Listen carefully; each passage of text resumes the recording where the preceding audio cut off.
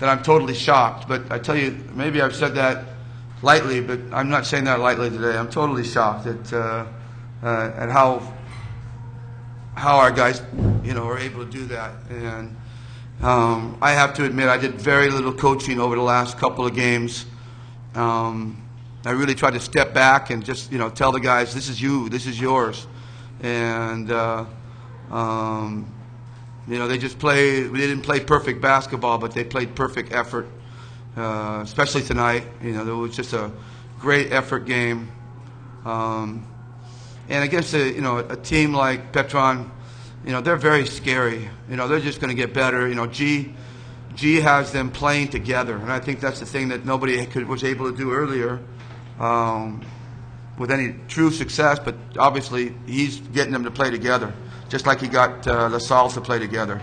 And he seems to be kind of reminds me of Eric Spoelstra. He has no ego. He has a lot of guys on his team that are very good, and he lets them, have a say in what they do, and he just tries to keep everybody together. And that's really, really difficult to do, and he's done a tremendous job. And I hope that doesn't go unnoticed just because they lost in the finals, because he really was great. But, it came down to a Game 7, and I guess maybe we just had a little more in the tank than they did at the end of the game. We hit some big shots, and we got some block shots. And I don't know, it's just, that a Game 7 just kind of goes through like a dream. You don't even really, it's hard to focus on everything that happened, because everything happens so quickly in a Game 7. Because you just have to move on to the next play, and you don't dwell on the other ones. I don't know, I'm babbling, sorry. I'm in shock. What's the feeling of watching the Maestros on the... Well, as I said outside, just incredibly humbling. I think the people, a lot of people don't know that my first finals appearance was against him, who won his last championship. So right there, from the very beginning of my first final appearance, I was leading 2-0 and a best of 5, and he swept me 3 games in a row. And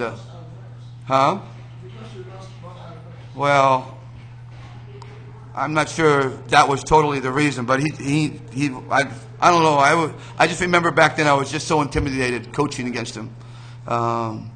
Anyway, so after all these years, now after that, I was his 15th, and now I was able to get my 15th, 20-something years later, 24 years later, 23 years later.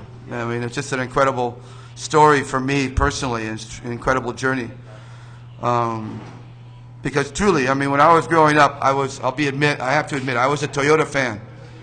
And I really liked the players of Toyota, but because Chris Webber would beat them so many times, you had to understand why they were beating them, and you blamed it on the coach. So I always blamed it on Baby that he was beating my team.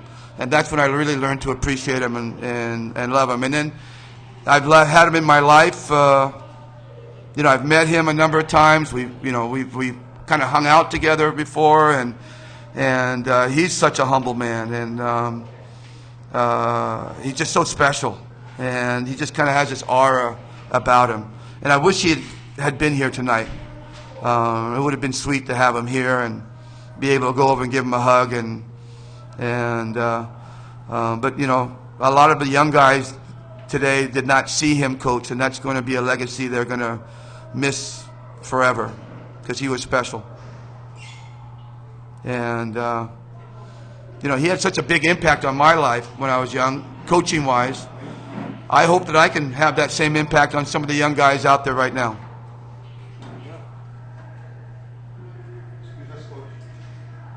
What's going on? Oh.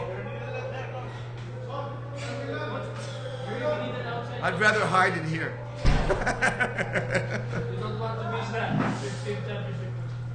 I don't want to. I'm just going to get wet. I don't want to get wet.